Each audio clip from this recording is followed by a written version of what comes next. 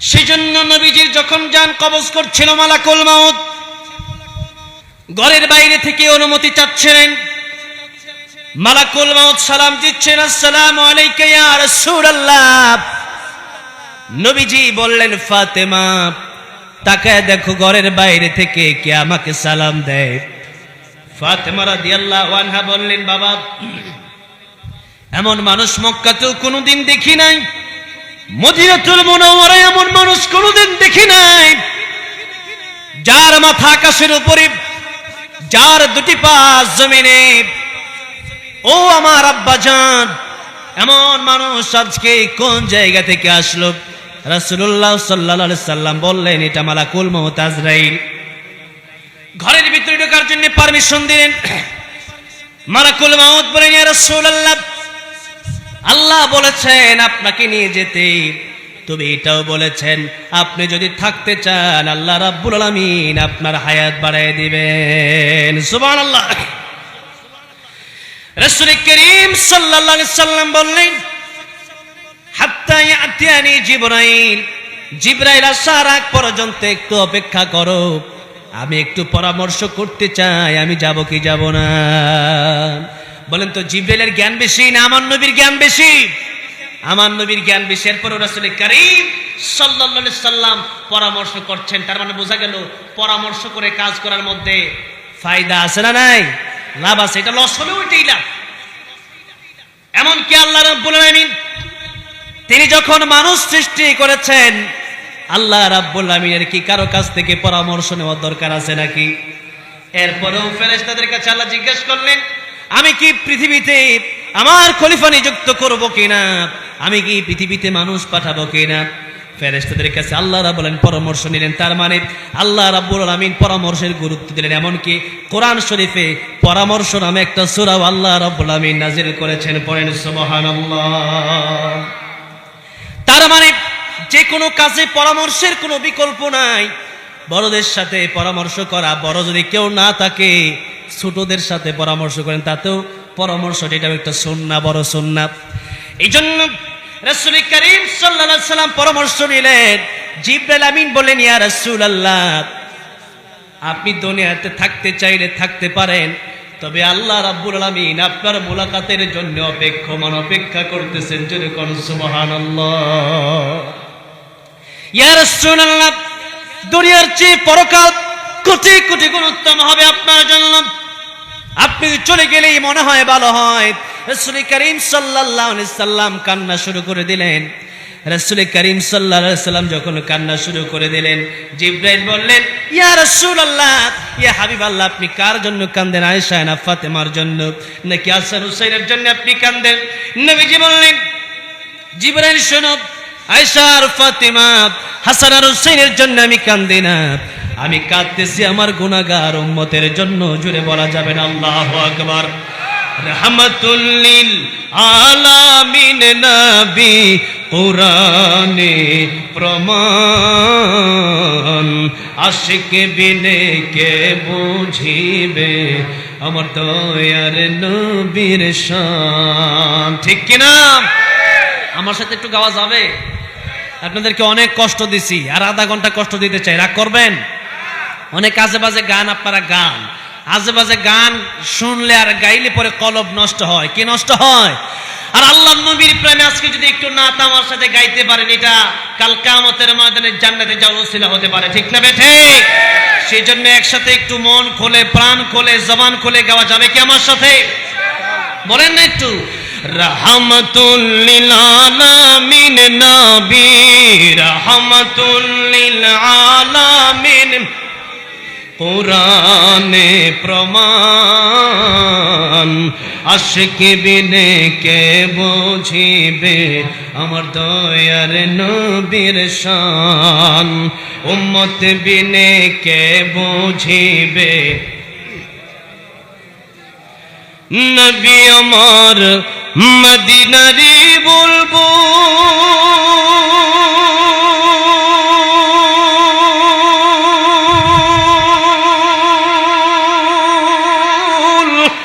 আমার আল্লাহ ভালোবেসে নামটি দিলেন হাবিবে রাসূল। আল্লাহু আকবার। নবী আমার মদিনারি বুলবুল,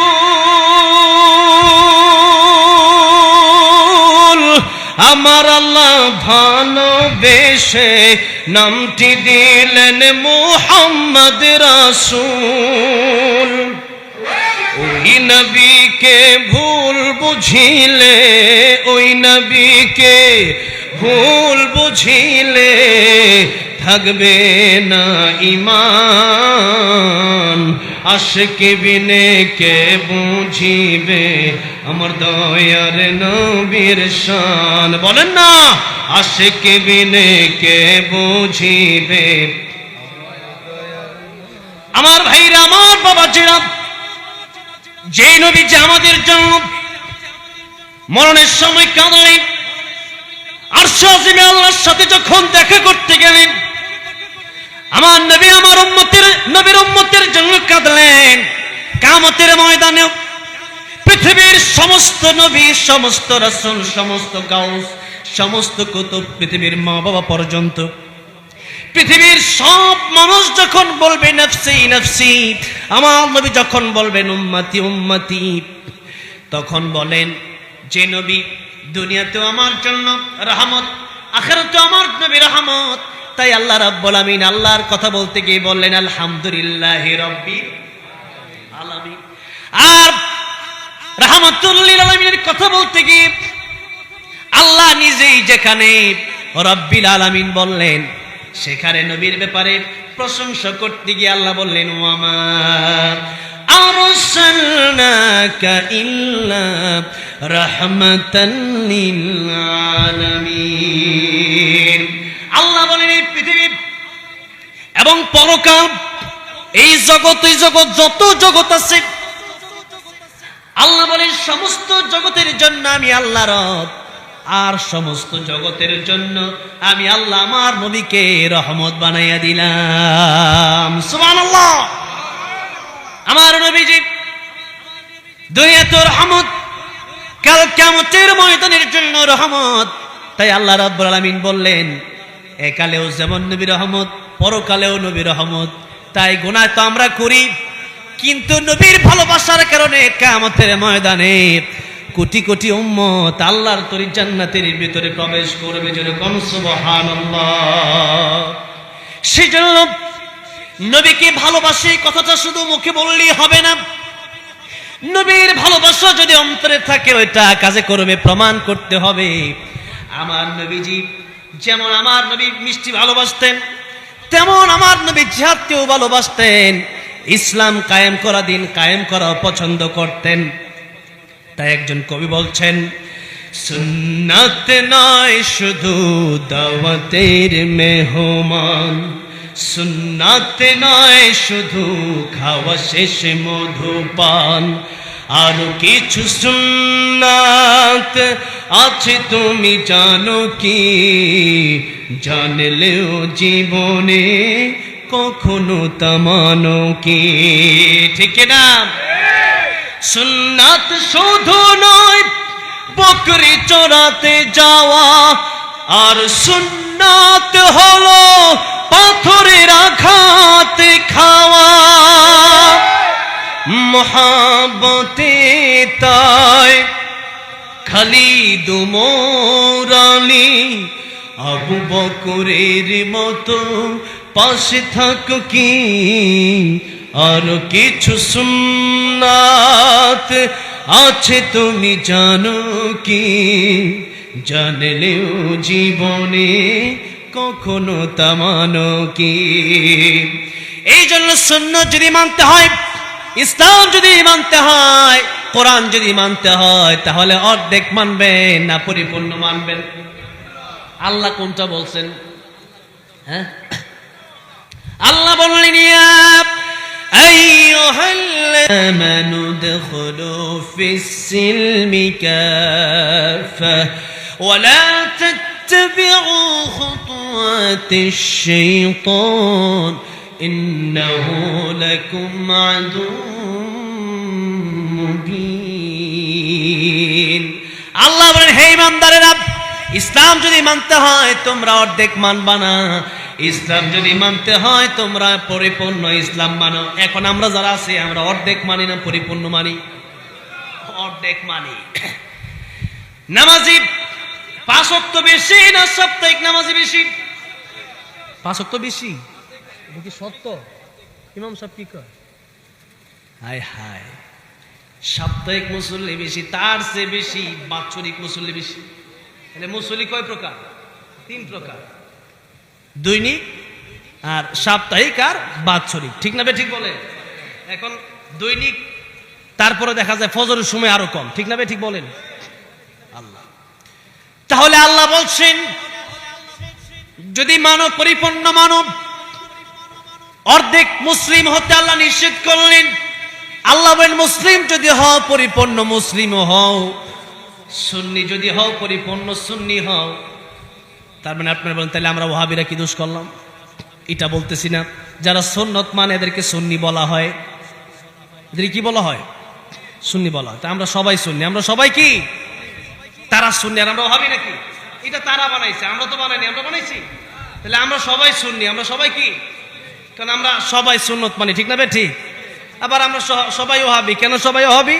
কারণ আল্লাহর নাম ওয়াহাব, ওয়াহাবি মানে ওয়াহাব আল্লাহ। তার মানে আমরা আল্লাহকে ভালোবাসি, সেই জন্য আল্লাহ থেকে নিসবত আসছে, তার মানে আমরা ওয়াহাবি। তা আমরা ওয়াহাবি মানে হচ্ছে আল্লাহর ওলি, আল্লাহওয়ালা। ওয়াহাবি মানে কি? তাহলে আমরা ওয়াহাবিও আমরা সুন্নিও। এটা বুঝে না তো মানুষ, এই জন্য মারামারি। ভাইয়েরা আমার, বাবাজিরা আমার, সুন্নত আমাদের পরিপূর্ণ মানতে হবে। যদি আপনি বলেন যে অর্ধেক মানবো অর্ধেক মানবো না, এতে করে নবী সুপারিশ করবে, বিশ্বাস করেন সম্ভব হবে না। আব্দুল্লাহ ইবনে উবাই মুনাফিকের লিডার ছিল। কি ছিল? মুনাফিকের লিডার। নামাজ পড়েছে, পাগড়িও পড়েছে, দাড়িও রেখেছে, লম্বা জুব্বাও পড়েছে, কিন্তু জিহাদের আয়াত যখন নাযিল হয়ে গেল, জিহাদের ময়দানে আল্লাহ রাব্বুল আলামিন যখন সবাইকে যাওয়ার নির্দেশ দিলেন, তখন আব্দুল্লাহ ইবনে উবাই বাহানা তালাশ শুরু করলো, এবং তার সাথে যারা ছিল মুনাফিক গোলাপ। তাই অন্তরে যদি নেফাক থাকে, কোরআনে যা আছে তাই আপনাকে মানতে হবে। কোরআনে যা আছে তাকে মানতে কোনো অসুবিধা আছে? কোরআনে যা আছে তাই আমরা মানবো, কোরআনে যা নাই তা আমরা মানবো। আজকে আমরা এই সম্পর্কে অল্প সময় কথা বলবো, বলে ইনশাআল্লাহ সূরা আসর থেকে কথা বলবো। তার আগে অনেক কথাই বলার দরকার, সেই জন্য বলে নিচ্ছি। আমাদের এখন নামাজ আমরা পড়ি, আমরা কোরআন বিশ্বাস করি, আমরা রাসূল সাল্লাল্লাহু আলাইহি সাল্লামের সুন্নতকে আমরা ভালোবাসি। তবে কথা হচ্ছে যে আমরা যদি প্রতিবাদী না হই, ঈমান দীপ্ত আওয়াজ যদি আমাদের জবান দিয়ে বের না হয়, আমরা যদি আমাদের সামনে দিয়ে যদি দেশ নিয়ে যায়, আমাদের সামনে থেকে যদি মুসলমানদেরকে গুলি করা হয়, তখন যেন আমরা বসে না থাকি। সেই জন্যই এত লম্বা সময় ধরে ঈমান দীপ্ত আলোচনা, এত লম্বা সময় ধরে জিহাদমুখী আলোচনা, এত লম্বা সময় ধরে দ্বীন কায়েমের আলোচনা আপনাদের সামনে করছি। আমার আলোচনার মাঝখানে একটা সিরিজ আমার কাছে আসছে, যদিও আমি এটা এমনিও হয়তো বলতাম। আপনাদের এলাকার নাম কি? হ্যাঁ, আচ্ছা, দেওয়ানবাগ, ঠিক না? ঠিক। আলহামদুলিল্লাহ, আমি যতটুকু জানি দেওয়ানবাগের পক্ষে মনে হয় এলাকার কোনো লোক নাই, দুই একটা থাকলে ভিন্ন কথা। এখানে দিছে দেওয়ানবাগী ভণ্ডর বিরুদ্ধে কিছু বুইলা জানো, তো এইটাই তো দেওয়ানবাগ। দেওয়ানবাগ এটা না? এই যে দেওয়ানবাগ, তো এখন তার দেওয়ানবাগ নাই। যখন এই দেওয়ানবাগী ছিল তখনও তার বিরুদ্ধে আমি বলছি। যারা আল্লাহ বাদ দিয়া, যাদের নিজের কদমে মানুষকে যারা সেজদা করায়, এরা পীর না ভণ্ড? শুধু ভণ্ড নয়, আল্লাহ পৃথিবীতে যত নবী রাসূল পাঠিয়েছেন তাদেরকে বলেছেন, আল্লাহ বলেছেন আমি যত রাসূল পাঠিয়েছি তাদেরকে বলেছি, ওয়ালাকাদ বাআসনা ফি কুল্লি উম্মাতির রাসূলান আন ইউবুদুল্লাহ ওয়াজতানিবুত তাগুত। আল্লাহ বলেছেন, ও পৃথিবীর নবীরা রাসূলরা, আপনারা দুটি জিনিসের দাওয়াত দিবেন। একটা হচ্ছে এক আল্লাহর ইবাদত করতে হবে, আর একটা হচ্ছে তাগুত বর্জন করতে হবে। আল্লাহ ছাড়া যার পায়ে সিজদা করা হয়, যাদের কদমে মানুষ মাথাকে ঝুঁকিয়ে দেয়, এই সবগুলোই হচ্ছে তাগুত। এই সবগুলো কি? তাগুত। দেওয়ানবাগে ছিল একটা বড় তাগুত, এবং আমার মনে হয় শয়তানও তাদেরকে ভয় পাইত। এই দেওয়ানবাগে, এই বাংলাদেশে লক্ষ লক্ষ মানুষকে এই দেওয়ানবাগী, ভণ্ড দেওয়ানবাগী তার কদমে সিজদা করাইছে, ঠিক না? ঠিক বলেন। আল্লাহ বললেন পৃথিবীতে যত বড় গুনাহ আছে সবচেয়ে বড় গুনার নাম হলো শিরকের গুনাহ। সবচেয়ে বড় গুনার নাম কি? শিরকের গুনাহ। তাই লোকমান হাকিমের নামে আল্লাহ যখন সূরা নাজিল করলেন, লোকমান, সূরা লোকমান 21 নম্বর পারা 11 নম্বর পৃষ্ঠায় আছে, আল্লাহ পাক বলছেন লোকমান হাকিম তার সন্তানকে বলছেন, ওয়া ইদ ক্বালা লুকমানু লিবনিহি ওয়া হুয়া ইয়াইদুহু ইয়া বুনাইয়া লা তুশরিক বিল্লাহ ইন্নাশ শিরকা লাযুলমুন আযীম। ও সন্তান, তোমাকে আমি অনেক নসিহত করছি, তার মধ্যে প্রথম নসিহত হচ্ছে তুমি শিরক করবা না, কারণ পৃথিবীতে যত গুনাহ আছে সবচেয়ে বড় গুনার নাম হচ্ছে শিরকের গুনাহ। কিসের গুনাহ বলেন? শিরকের গুনাহ। মানুষ দেখেন, একজন মানুষ, একটা উদাহরণ আমি আপনাদের সামনে দিচ্ছি, জন্মগত পিতাকে বাদ দিয়া অন্য মানুষকে যদি বাপের সামনে শুধু বাপ ডাকে আর বাপকে যদি বাপ না ডাকে, তাহলে বাপ কি খুশি হবে, নারাজ হবে? কেন? যে আমি জন্ম দিয়েছি। স্ত্রী আর স্বামী, স্বামী যদি, স্ত্রী যদি রাগ করে, তখন স্বামী দেখা গেছে জিজ্ঞাসা করে কেন রাগ করছো। এখন স্ত্রী যদি আমার শাড়ি লাগবে, আমার একটা স্বর্ণের চেইন লাগবে, স্বামী তার যদি টাকা পয়সা থাকে সে দিতে পারে, কিন্তু দেখা গেছে স্ত্রী যদি বলে যে অমুক এলাকার একটা ছেলেকে আমার খুব ভালো লাগে, তার সাথে একটু ঘুরতে চাই, বলেন স্বামী কি খুশি হবে? ঠিক তেমনি ভাবে আল্লাহর সাথে যদি পৃথিবীর কোন মানুষ কাউকে শরীক করে, আল্লাহ রাব্বুল আলামিন আরশে আযীম কাঁপা শুরু হয়ে যায়। আল্লাহ রাব্বুল আলামিন এমন কষ্ট পান, পৃথিবীতে এত কষ্ট কোনো কাজেই আল্লাহ পান না। তাই আল্লাহ রাব্বুল আলামিন বললেন, শিরিক যারা করবে, আল্লাহ বাদ দিয়ে অন্য কোনো পীরের পায়ে, কোনো কবরে, কোনো মাজারে যারা সিজদা করবে, আল্লাহ বলছেন কিয়ামতের ময়দানে, আল্লাহ বলছেন জান্নাত তাদের জন্য আমি আল্লাহ রাব্বুল আলামিন হারাম করে দেব, ওয়া মাওয়াহুন নার, এবং জাহান্নাম তাদের জন্য আমি আল্লাহ ওয়াজিব করে দেব। জান্নাত হারাম হয়ে যাবে, জাহান্নাম ওয়াজিব হয়ে যাবে। কিসের কারণে? শিরকের কারণে। আল্লাহ রাব্বুল আলামিন আরেক আয়াতের ভিতরে বলছেন, ইন্নাল্লাহা লা ইয়াগফিরু আন ইউশরাকা বিহি ওয়া ইয়াগফিরু মা দুনা যালিকা লিমান ইয়াশা ومن يشرك بالله فقد افترى إثما عظيما। এই পৃথিবীতে মানুষ যত গুনাহ করুক না কেন, কিয়ামতের ময়দানে একটা গুনাহ ব্যতি রেখে আমি আল্লাহ রাব্বুল আলামিন সব গুনাহ মাফ করে দেব। জোরে কোন সুবহানাল্লাহ। আল্লাহ বলেন একটা গুনাহ ব্যতি রেখে সব গুনাহ কি করবেন? আল্লাহ মাফ করে দিবেন। কারণ আল্লাহর নাম রহমান, আমরা নাফরমান। আল্লাহ আল্লাহ আল্লাহ রহমান, আমরা গুনাহগার, আল্লাহ গফফার। তা আমাদের গুনাহ যত বড়ই হোক না কেন, আল্লাহ বলছেন লা তাকনাতু মির রাহমাতিল্লাহ, ক্ষমা চাও, তোমাদের গুনাহ করতে যেমন ভালো লাগে আমি আল্লাহর মাফ করতে এর চেয়ে বেশি ভালো লাগে। আল্লাহু আকবার। তাহলে আমরা কেন ক্ষমা চাবো না? কিন্তু আল্লাহ বলছেন বান্দারে দেখো, তওবা করলে তো দুনিয়াতে শিরকের গুনাহ আমি আল্লাহ মাফ করে দেব, শিরক করলেও দুনিয়াতে তওবা করলে মাফ করে। কিন্তু এই আয়াতটা আসছে পরকালের ব্যাপারে, অর্থাৎ পরকালে যদি কেউ তওবা না করে মারা যায়, নবী যদি সুপারিশ করে আল্লাহ মাফ করে দেবে। জোরে করে সুবহানাল্লাহ। আলেমরা সুপারিশ করলে আল্লাহ মাফ করে দেবে। জোরে করে সুবহানাল্লাহ। আমার যুবক ভাইরা, আলেমদের সাথে সম্পর্ক ভালো। আল্লাহ নবী বলেছেন জান্নাতে যাওয়ার রাস্তা 4টা। জোরে করে কয়টা? নবী বলেছেন কোন আলিমান, আলেম হও, পারো নাই? নবী বললেন আও মুতাআল্লিমান, আলেমের ছাত্র হও, তাও পারো নাই। আও মুস্তামিআন, আলেমের কথা শোনো, তাও পারো নাই। আলেমকে মনে প্রাণে ভালোবাসো, তাতে করে কিয়ামতের ময়দানে তোমার জন্য জান্নাতের পথটা সহজ হয়ে যাবে। আর যদি আলেমকে ঘৃণা করো, তাহলে কিয়ামতের ময়দানে লা তাকুন খামিসান ফাতাহলিক, নবী বললেন তুমি ধ্বংস, তুমি কি ধ্বংস হয়ে যাবে। সুতরাং নবীর কথা সত্য না মিথ্যা? নবীর চেয়ে সত্যবাদী পৃথিবীতে আর কেউ আছে? জরুরি কেউ আছে?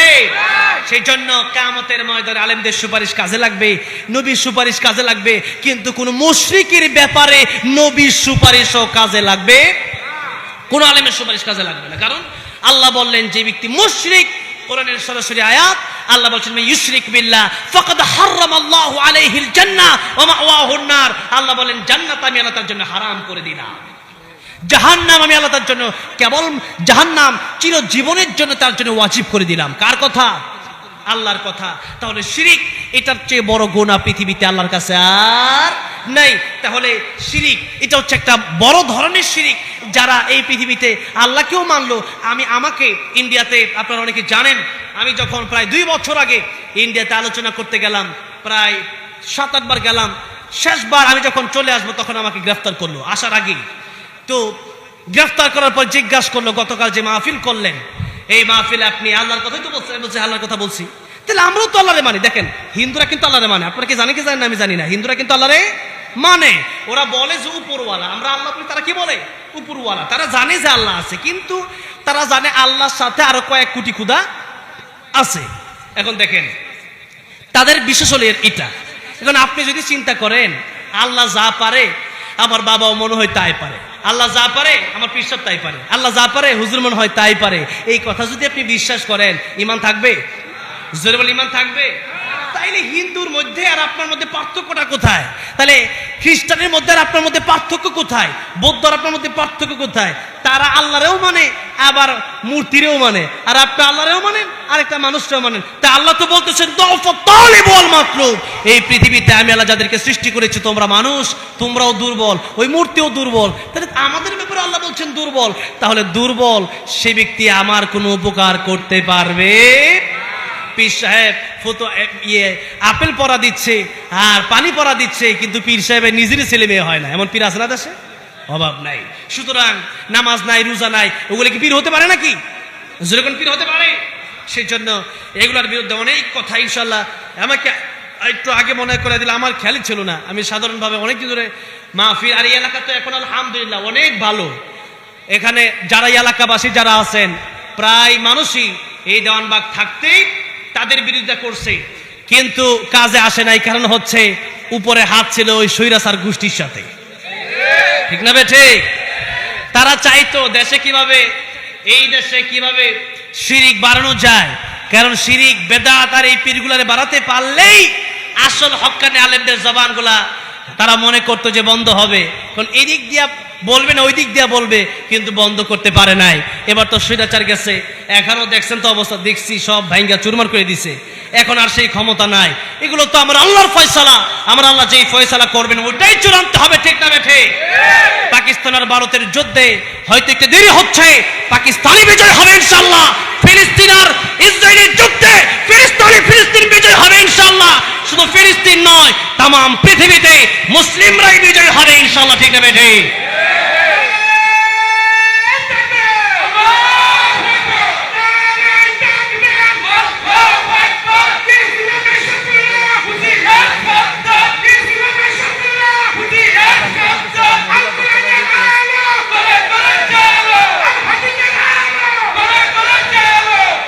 ভাইয়ার আমার, বাবাজিরা আমার, অনেক লম্বা সময় নষ্ট করেছি এই গরমের ভিতরে।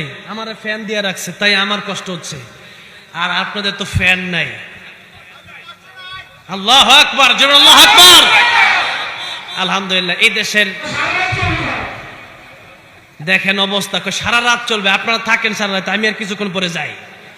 এবার দেখেন অবস্থা। এরপরে আকরাম ভাই বলছে গজল গাইতে হবে, শুনবেন? আবার আজানও নাকি দিতে, ওইটাও দিব। আচ্ছা যাক, ইনশাআল্লাহ মদিনার মাটির আল্লাহ, আমার তো এবার তো বড় হজে যাচ্ছে ইনশাআল্লাহ। আল্লাহ অনেকবার মক্কা মদিনা নিয়ে গেছে আমারে। এখন মক্কা মদিনা যাওয়া একেবারে সহজ হয়। কাতারে আমারে একবার রেসিডেন্সি ভিসা আমাকে দিছে, একবারে পার্মানেন্ট, যে কোনো সময় ঢুকতে পারে। কাতার ঢুকলে তো সৌদি আরব পাশে যেতে পারে যে কোনো সময়। আলহামদুলিল্লাহ, আল্লাহ কত সহজ করেছে। আল্লাহ তুমি সবাইকে যাওয়ার তৌফিক দিও, জোরে কোন আমিন।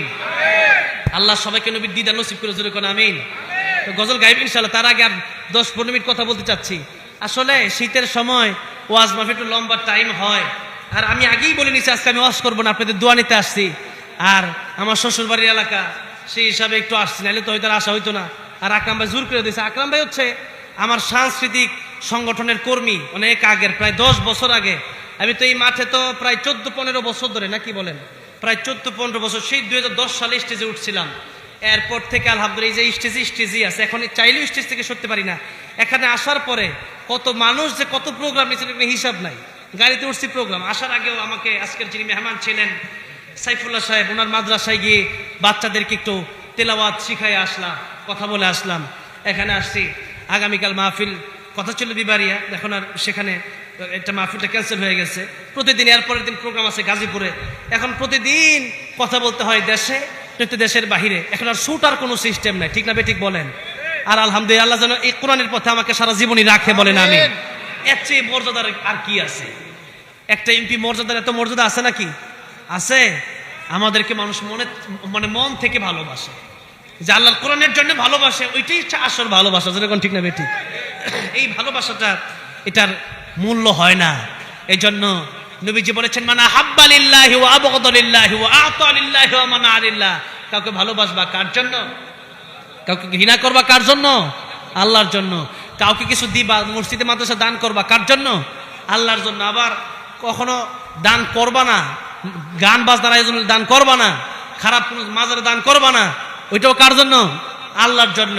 তাহলে কি ফাকাদ ইস্তাকমালাল ঈমান, তাহলে ঈমান পরিপূর্ণ, এটা বোঝা যাবে। তাহলে আসুন আরেকটু অল্প সময় সূরাতুল আসর নিয়ে কথা বলতাম, কিন্তু এর মাঝখানে এই স্লিপ এটা ওটা নিয়ে অনেক কথা বলতে হলো।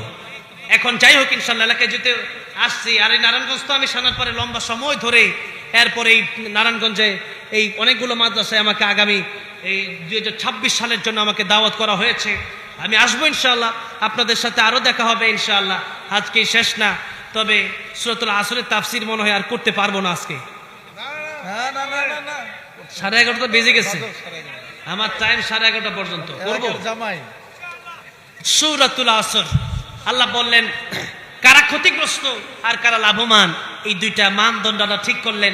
আদম আলাইহিস সালাম থেকে কিয়ামত পর্যন্ত পৃথিবীতে যত মানুষ আসবে, এই সবার জন্য একটি সূরা, কারা সফল আর কারা ক্ষতিগ্রস্ত, এই দুইটা কথা আল্লাহ বুঝাতে চান। এই দুইটা বিষয় বুঝে এরপর ইনশাআল্লাহ আমরা বাকি ফাংশনগুলোতে যাব, ঠিক না বেঠিক?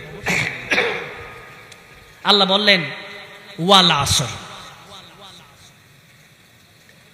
সময়ের কসম। ওয়াটা হচ্ছে ওয়াবে কসমিয়া, আসর মানে হচ্ছে সময়, ইতিহাস, মানুষের জীবন।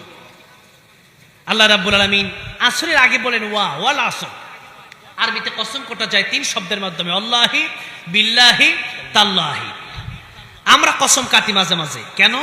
একটা কথাকে শক্তিশালী, মজবুত, দৃঢ় করার জন্য আমরা কসম কাটি। তবে আমরা যখন কসম কাটি তখন কার কসম কাটি? আল্লাহর নামের কসম ছাড়া আর কোন কসম কাটা জায়েজ না, হারাম। জন্য মাঝে মাঝে আমরা বলি বাড়ির কসম, গাড়ির কসম সম্পূর্ণ হারাম। কেন? আমরা যখন কসম কাটি তখন শ্রেষ্ঠত্বের উপর কসম কাটি, সবচেয়ে বেশি মহান যিনি তার কসম কাটি, সবচেয়ে বেশি বড় যিনি তার কসম কাটি। এখন সবচেয়ে বড় কে? যেরকম কে? এই জন্য জন্ম হওয়ার পরে কানে, ডান কানে আজান কি বলা হয়? আল্লাহু আকবার। আর ইকামত দেওয়ার সময় কি বলা হয়? আল্লাহু আকবার। আবার যখন নামাজে দাঁড়ায়া যায় কি বলে দাঁড়ায়? আল্লাহু আকবার। আবার জীবনের শেষ সময় যখন জানাজাটা শুরু হয়ে যায় তখন কোন শব্দ বলা হয়? আল্লাহু আকবার। শেষে যখন একেবারে শেষ হয়ে গেল কোন তাকবীর দেওয়া হয়? আল্লাহু আকবার। তাই মুসলমান যারা আছেন তাদের জীবনের প্রধান এবং সবচেয়ে বড় স্লোগান হচ্ছে নারে তাকবীর, আল্লাহু আকবারের স্লোগান, ঠিক না বেঠে? এই স্লোগান যারা সহ্য করতে পারে না প্রত্যেকটা মুনাফিকের বাচ্চা, একটারও ঈমান নাই। এই জন্য আমি কোন দলকে কোন জায়গায় আছেন জানি না, তবে আল্লাহর নামের স্লোগান যারা বরদাস্ত করতে পারে না তাদের সাথে আমাদের কোনো সম্পর্ক নাই। যাদের সাথে আল্লাহর সম্পর্ক আছে তাদের সাথে আমাদের সম্পর্ক থাকবে। আল্লাহ বলেছেন যারা আমার সাথে যারা সম্পর্ক রাখে তাদের সাথে তোমরা সম্পর্ক রাখো। আল্লাহ বলেন সম্পর্ক রাখবা 3 জনের সাথে। জোরে বলেন কয়জনের সাথে? 3 জন। আল্লাহ বলছেন ইন্নামা ওয়ালিয়ুকুমুল্লাহ, সূরা মায়েদা, ইন্নামা ওয়ালিয়ুকুমুল্লাহু ওয়া রাসূলুহু। প্রথম সম্পর্ক হবে আমাদের আল্লাহর সাথে। কার সাথে? এরপর আল্লাহ বলেন ওয়া রাসূলুহু, আমার রাসূলের সাথে পরবর্তী সম্পর্ক তোমাদের হবে। এরপর আল্লাহ বললেন এরপরে সম্পর্ক হবে আল্লাযীনা ইয়ুকিমুনাস সালাহ ওয়া ইউতুনাজ যাকাত, যারা নামাজ কায়েম করে, নিজেরা নামাজ পড়ে অপরকে দাওয়াত দেয়, যারা যাকাত আদায় করে, যারা রুকুকারীদের সাথে রুকু করে, এদের সাথে হবে তোমাদের সম্পর্ক। যারা নামাজ কায়েম করে, যারা সিজদা দেয়, তারা কার লোক? তারা কার বন্ধু? আল্লাহর বন্ধু। তাহলে আমাদের সম্পর্ক হবে আল্লাহর বন্ধুর সাথে। তাহলে কিয়ামতের ময়দানে আল্লাহ রাব্বুল আমিনের বন্ধু যেহেতু সে আর তার বন্ধু আমি, তাহলে বন্ধুর বন্ধু বন্ধু হয়। আমার বন্ধুর বন্ধু আমার কি হবে? বন্ধুই হবে। সেই জন্য আল্লাহ রাব্বুল আমিনের সাথে সম্পর্ক যাদের, তাদের সাথে আমাদের সম্পর্ক থাকবে, বলি ইনশাআল্লাহ। এবার আসেন সবচেয়ে বড় আল্লাহ, সবচেয়ে মহান আল্লাহ, সবচেয়ে শ্রেষ্ঠ আল্লাহ। তাই আমাদের জীবনের সবচেয়ে বড় স্লোগান হচ্ছে আল্লাহু আকবার। তাহলে আমরা আল্লাহর নামের কসম কাটি। এখন আল্লাহ যখন কসম কাটবেন তখন কার কসম কাটবেন? আল্লাহ যখন কসম কাটেন আল্লাহ রাব্বুল আমিন তখন মানুষের সাথে সম্পৃক্ত মহামূল্যবান সময়ের কসম কাটেন। মহামূল্যবান মানুষের সাথে যেই বস্তুর সম্পর্ক আছে, সেই বস্তুগুলার কসম আল্লাহ রাব্বুল আমিন কেটে থাকেন। আর এখানে তাই আল্লাহ রাব্বুল আমিন এমন সময়ের কসম কাটলেন যে সময় মানুষের সাথে সম্পৃক্ত আছে। তাই আল্লাহ রাব্বুল আমিন এভাবে শুরু করলেন, ওয়াল আসরি ইন্নাল ইনসানা লাফি খুসর। আল্লাহ বলেন ওয়াল আসর, সময়ের কসম। তার মানে সময়কে আল্লাহ রাব্বুল আলামিন নিজেই দাম দিলেন। সময়ের মূল্য আল্লাহ বুঝতে চাচ্ছেন যে সময় বড় মূল্যবান। সময় তোমাদের কাছ থেকে চলে যাচ্ছে, প্রতিনিয়ত চলে যাচ্ছে, কিন্তু তোমরা সময়ের মূল্য দিচ্ছ না। আমাদের সময় কিভাবে যাচ্ছে? গান শুনতে শুনতে সব সময় চলে যাচ্ছে, আড্ডা দিতে দিতে সময় চলে যাচ্ছে, আর আশ্চর্য মলম বিক্রি দেখে দেখে আমাদের সময় চলে যাচ্ছে। ঠিক না বেটে? এই হচ্ছে আমাদের সময়ের অবস্থা। তার মানে সময়ের মূল্য আমরা দিচ্ছি না। কিন্তু সময় যার জন্য যতটুকু নির্ধারণ করা আছে, সেই সময় যখন শেষ হয়ে যাবে, এক সেকেন্ড তার সময় পাওয়া যাবে না। ইযা জাআ আজালুহুম লা ইস্তাখিরুনা সাআতাও ওয়া লা ইস্তাকদিমুন। আল্লাহ বললেন, যখন মালাকুল মউত আজরাইল তোমাদের কাছে চলে যাবে, মৃত্যুর সময় যখন হয়ে যাবে, এক সেকেন্ড আগেও মৃত্যু হবে না, এক সেকেন্ড পরেও তোমাদের মৃত্যু হবে না। সময়ের মূল্য আল্লাহ রাব্বুল আমিন দিতে গিয়ে বললেন ওয়াল আসর, সময়ের কসম। আর নবীজি হাদিস শরীফের ভিতরে বলছেন, ইগতানিম খামসান ক্বাবলা খামসিন শাবাবাকা ক্বাবলা হারামিক।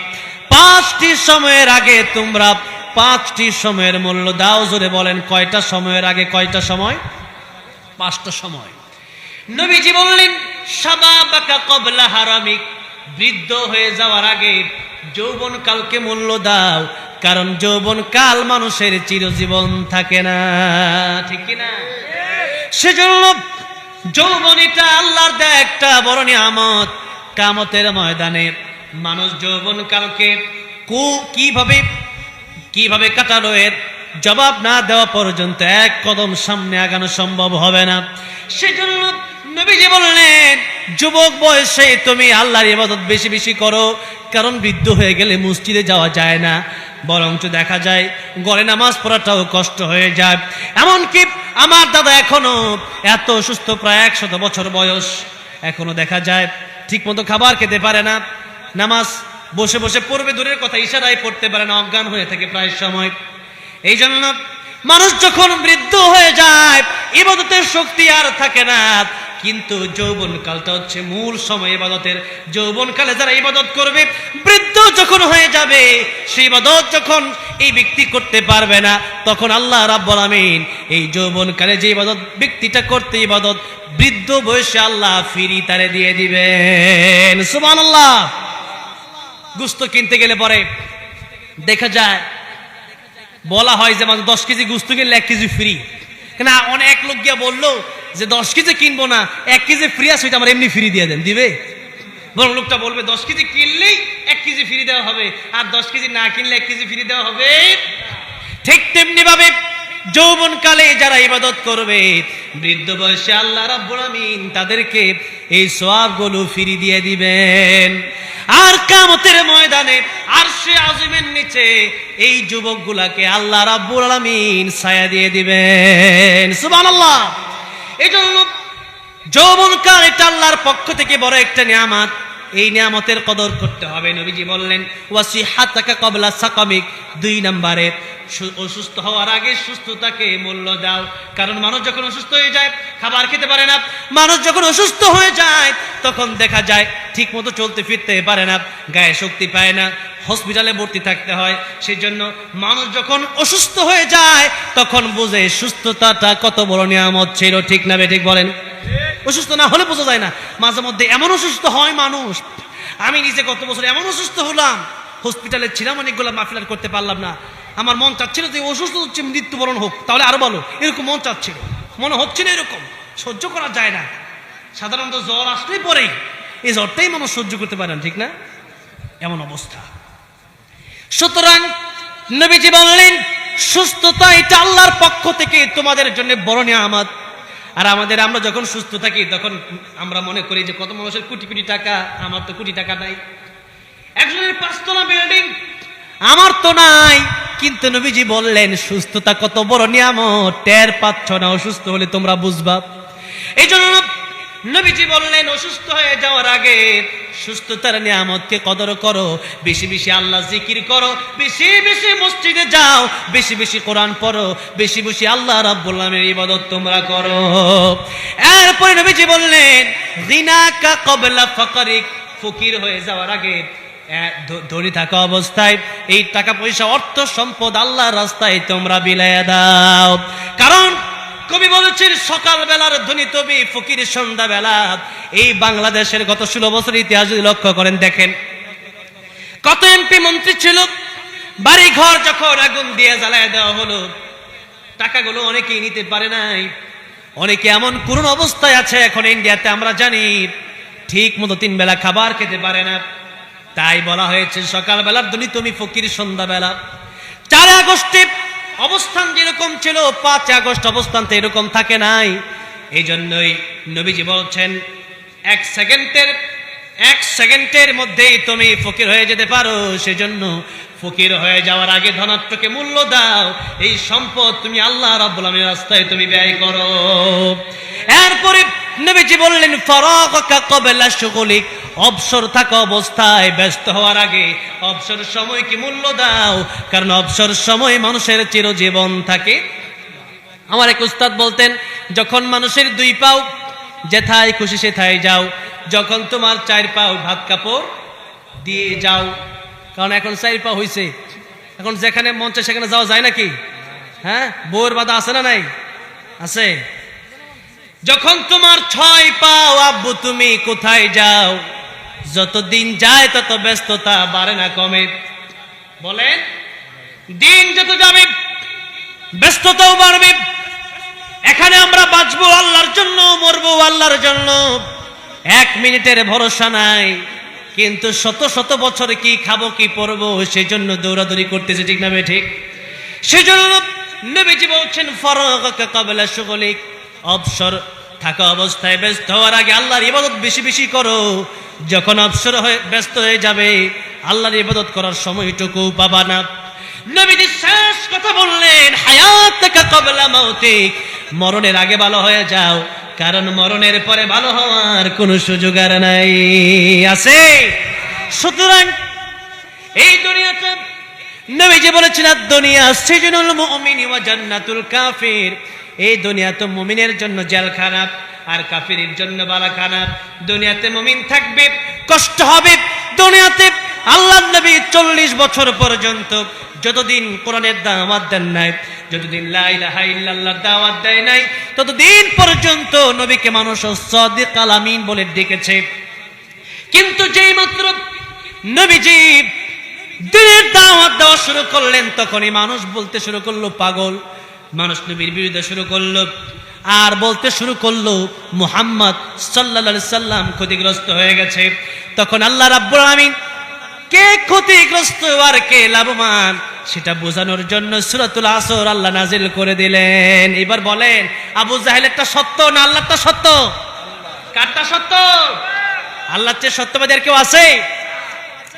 আল্লাহ রাব্বুল আমিন বলছেন ওয়াল আসরি ইন্নাল ইনসানা লাফি খুসর ইল্লাল্লাযীনা আমানু ওয়া আমিলুস সালিহাতি ওয়া তাওয়াসাউ বিল হাক্কি ওয়া তাওয়াসাউ বিস sabr।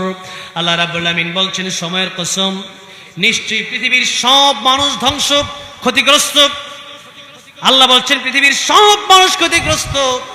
4টা কর্মসূচি দিলেন, এই 4 কর্মসূচি যাদের ভিতরে পাওয়া যাবে আল্লাহ রাব্বুল আমিন বলছেন এরাই হচ্ছে লাভবান, এরাই সফল কাম।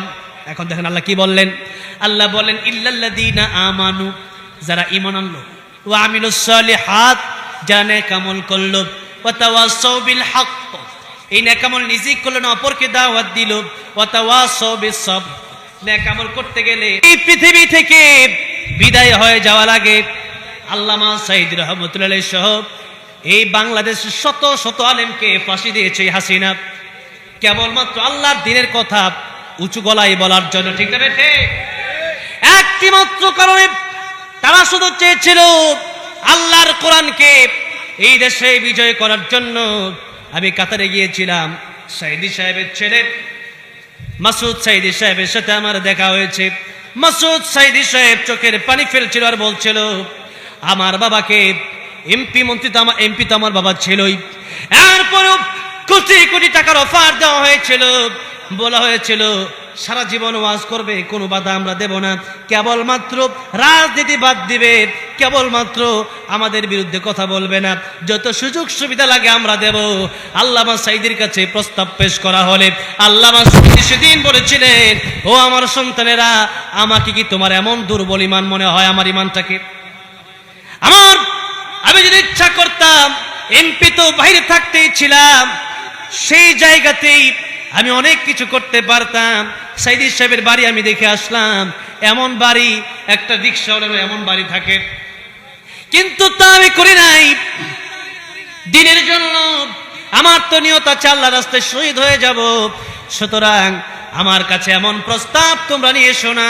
আমার নবীর কাছেও কিন্তু এমন প্রস্তাব নিয়ে যাওয়া হয়েছিল। আমার নবীর কাছে বলা হয়েছিল, কি প্রয়োজন বলেন, বাড়ি গাড়ি নারী? আমার নবী বলেছেন, এগুলো তো দেওয়া সম্ভব। আমার ডান হাতে ওই চন্দ্রটা আর বাম হাতে ওই সূর্যটা যদি এনে দেওয়া হয়, একটা সেকেন্ডের জন্য আল্লাহর কোরআনের কথা বলা আমি বন্ধ করে দেব না। আল্লাহু আকবার।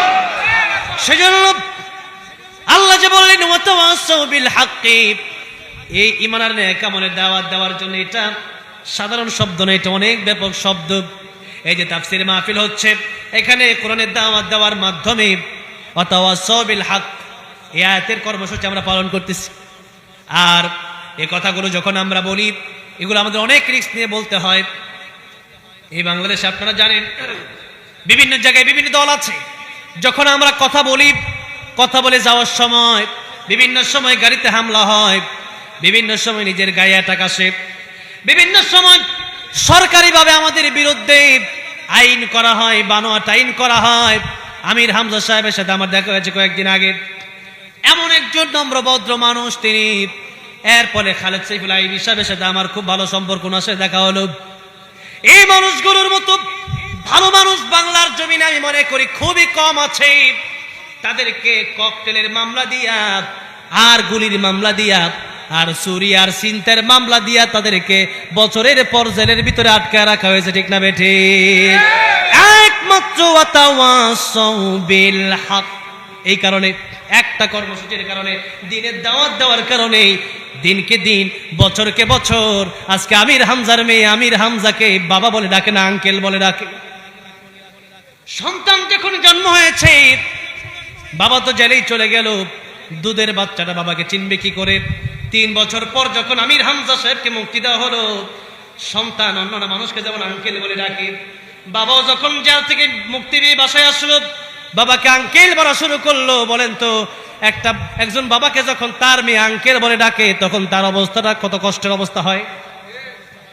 সেজন্য কোরআনের পক্ষে থাকতে হলে জীবন চলে যেতে পারে, কোরআনের পক্ষে থাকতে হলে জেল হতে পারে, জুলুম হতে পারে, হামলা মামলা হতে পারে, কিন্তু মনে রাখতে হবে, এই দুনিয়া, নবী আগেই বলেছেন, দুনিয়া আমাদের জন্য জেলখানা, পরকালে আমাদের জন্য অপেক্ষা করছে নাজনিয়ামত। সাহাবী, এমন সাহাবীরা যখন শহীদ হয়ে যাচ্ছিলেন, এক হাত কাটা হলো, আরেক হাত দিয়ে ইসলামের পতাকা উঁচু করে ধরলেন, আরেক হাত কাটা হলো, পা দিয়ে ইসলামের পতাকা উঁচু করে ধরলেন, 2টি পা কেটে দেওয়া হলো। কামড়ে দাঁতের মাধ্যমে ইসলামের পতাকা উঁচু করে ধরে রাখলো। কাফের বেঈমানেরা যখন তাকে মেরে ফেলবে, জিজ্ঞাসা করা হচ্ছিল, এত কষ্ট দেওয়া হচ্ছে, তোমার কি কষ্ট হয় না? সাহাবী বলছিলেন, কষ্ট কেন হবে? আমি তো জান্নাতের ঘ্রাণ পেতেছি, আমি তো জান্নাতের নাজ নিয়ামত আমার চোখের সামনে এখনই বাজতেছে, যেরকম আল্লাহু আকবার। কষ্ট কেন হবে? আমি তো সুখের নাজ ও নিয়ামতে, এত সুন্দর নাজ নিয়ামত দেখছি, সুখ আর সুখ, চিরজীবনের সুখ আমি আমার চোখের সামনে দেখছি, সুতরাং কষ্ট কেন হবে? আমি তো আল্লাহ রাব্বুল আমিনের জন্য জীবন দিচ্ছি।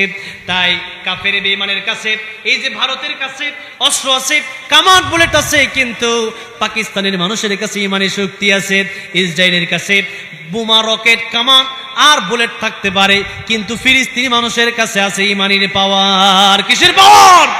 আর ইমানের পাওয়ার যার থাকবে তারাই বিজয়ী হবে। কারণ ইমানের পাওয়ার যার ভিতরে আছে, আল্লাহর জন্য যারা জীবন দেয় তাদের ভয় নাই। কারণ তারা জানে দুনিয়া আমাদের জন্য ক্ষণস্থায়ী, আর আখিরাত আমাদের জন্য চিরস্থায়ী। আর যারা এই দুনিয়াতে কাপুরুষ বেঈমান আর যারা জালেম, এদের চিন্তায় থাকে আমি যুদ্ধের ময়দানে যাবে, মরার জন্য যাব না, কারণ মরলেই তো আমার আযাব শুরু হয়ে যাবে। আর যারা মুসলমান ইমানদার তারা চিন্তা করে মৃত্যুর পরে আমার জন্য চিরস্থায়ী শান্তি অপেক্ষা করছে, চিরস্থায়ী জান্নাত আমার জন্য অপেক্ষা করছে। সেজন্যই মুসলমানের কোনো ভয় নাই, ইমানদারের কোনো ভয় নাই। যতদিন বাঁচবো আল্লাহর জন্য বাঁচবো, মরলেও কার জন্য মরবো? কার জন্য? আল্লাহর জন্য। তাই আল্লাহ বলছেন এই 4 গুণ যার ভিতরে থাকবে এরাই হচ্ছে সফল কাম। এবার আসেন একটু দেখি আমাদের ইমান আছে কিনা, টেস্ট করা দরকার আছে না নাই? ইমান আছে কিনা আজকে এই কথাটা বলি আমি শেষ করে দিচ্ছি। ইমান কাদের আছে কাদের নাই এই কথাটা আপনারা বুঝছেন। 6 কথা বিশ্বাসের নাম ইমান। কয় কথা? 6 কথা। ইমানে মুফাসসাল পারেন আপনারা? আমানতু বিল্লাহি ওয়া মালাইকাতিহি ওয়া কুতুবিহি ওয়া রুসুলিহি ওয়াল ইয়াউমিল আখির ওয়াল কদরি খায়রিহি ওয়া শাররিহি মিনাল্লাহি তাআলা ওয়াল বাতি বাদাল মাউত। এটার বাংলা আপনারা জানেন তো? আমানতু বিল্লাহি, আমি আল্লাহর উপর ঈমান আনলাম। ওয়া মালাইকাতিহি, ফেরেশতাদের উপর কি আনলাম? ঈমান আনলাম। ওয়া কুতুবিহি, আল্লাহ নাযিলকৃত কিতাব, যত কিতাব আছে এর মধ্যে কোরআন শরীফ আছে না নাই? সমস্ত কিতাব মানলাম, বিশ্বাস করলাম। ওয়া রুসুলিহি, নবী রাসূল বিশ্বাস করলাম। ওয়াল ইয়াউমিল আখির, পরকাল বিশ্বাস করলাম। ওয়াল কদরি খায়রিহি ওয়া শাররিহি, ভালো মন্দ যা কিছু হয় কার পক্ষ থেকে হয়? ওয়াল বাতি বাদাল মাউত, এটা আর ওয়াল ইয়াউমিল আখির দুটাকে এক করা হয়েছে, অর্থাৎ মৃত্যুর পরেই পরকাল শুরু হয়ে যায়। এই জন্য এই 6 কথা বিশ্বাসের নাম হচ্ছে ঈমান।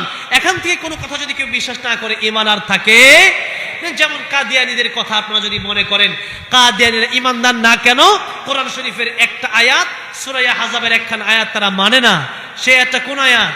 মা কানা মুহাম্মাদুন আবা আহাদিম মির রিজালিকুম ওয়ালাকিন রাসূলুল্লাহ ওয়া খাতামান নাবিয়্যিন। আমার নবী শেষ নবী, ঘোষণাটা কার? আল্লাহর। এখন এই যে আমরা কুতুবিহি মানছি, যত কিতাব আছে কোরআন সহ সমস্ত কিতাব আল্লাহর পক্ষ থেকে নাজিল হয়েছে, এই কিতাবের উপর বিশ্বাস করলাম। এখন কাদিয়ানীকে আমরা সব মানি, কিন্তু খাতামান নাবিয়্যিন আমরা মানি না। তাহলে কি ঈমান আছে না নাই? আছে, ঈমান নাই। সুতরাং কোরআন শরীফের এরকম প্রত্যেকটা অনেক আয়াত আছে, এক একটা আয়াত করে ধরাইয়া দিলে হয়তো অনেক সময়ের প্রয়োজন। এক একটা আয়াত আপনারা যদি দেখেন, সে আয়াতগুলো যদি বলতাম সময় হতো, কিন্তু আজকে একটা আয়াত বুঝালাম যে একটা আয়াত তারা মনে করে যে আমরা ঈমানদার, আসলে ঈমান নাই। এই জন্য কোরআন শরীফের একটা আয়াত তো দূরের কথা, একটা অক্ষর যদি কেউ অস্বীকার করে ঈমান থাকবে? ঈমান থাকবে না। এই ঈমানে মুফাসসাল। তাহলে ঈমান হচ্ছে একটা কালিমা।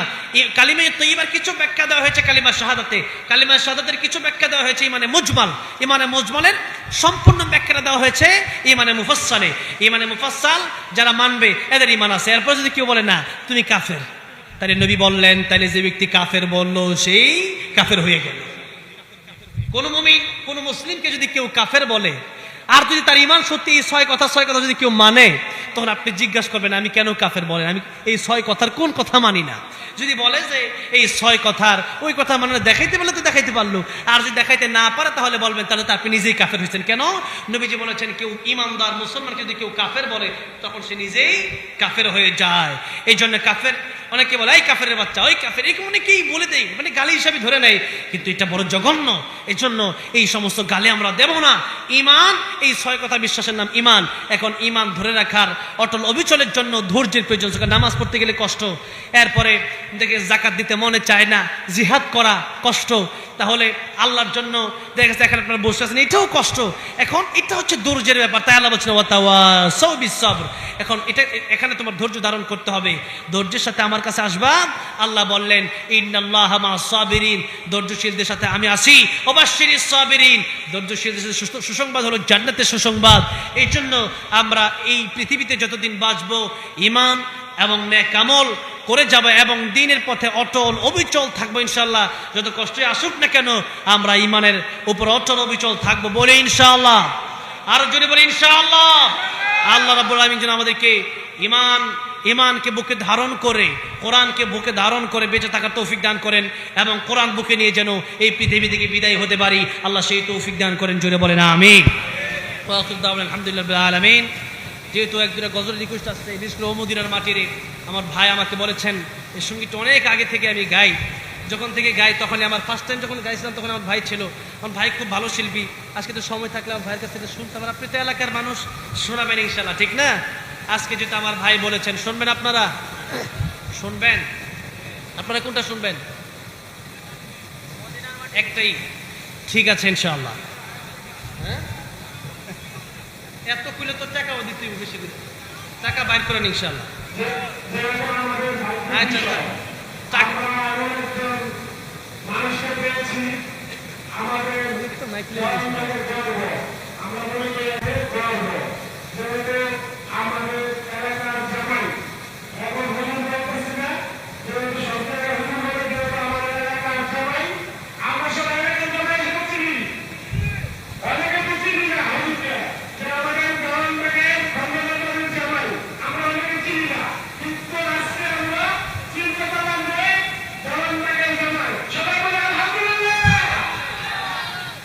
ঠিক আছে, এই জন্য উনি বেঁচে গেছেন। দেখছেন অবস্থাটা টেকনিক কি, আমার এলাকার জামাই মানে বেঁচে গেছে তো, যাক আলহামদুলিল্লাহ। এমনি বাঁচতে পারলেও তো ভালো, ঠিক না? ঠিক বলেন, আমরা আমাদের ভালোবাসা আল্লাহর জন্য, তাহলে না, তাহলে এটা না হলে আর কিসের জন্য আমাকে দাওয়াত করবে বলেন, ঠিক না? ঠিক। আল্লাহ ওনাদের এই ভালোবাসার জন্য কিয়ামতের ময়দানেও যেন একসাথে জান্নাতে যেতে পারি, বলেন আমিন। ও মদিনার মাটি রে, সকল সুখ বুঝি তোর কপালে। ও মদিনা রে,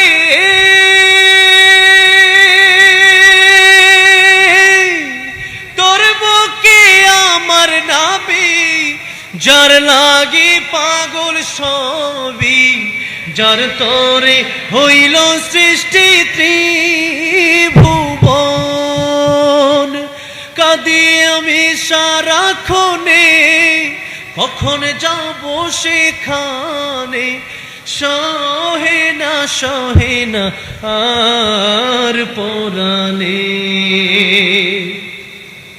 ও মদিনার মাটি রে, সকল সুখ বুঝি তোর কপালে।